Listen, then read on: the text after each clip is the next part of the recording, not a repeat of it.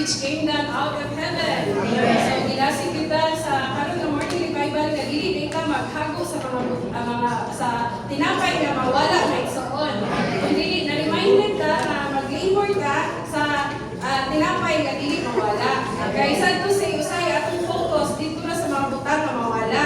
So i-remind ka sa Ginoo nga ang atong unang kinuhaon kay living bread nga ninaog ikan sa langit pa igsoon.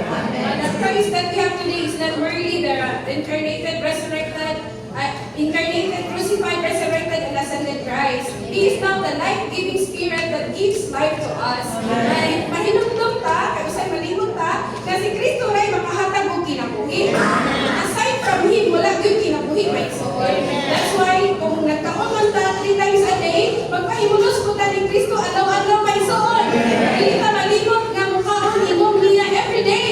Usahay maka-enjoy na ta niya sa meeting, usahay sa conference, sa training, nalimot ta sa atong inadlaw nga pagkinabuhi. Karon di pa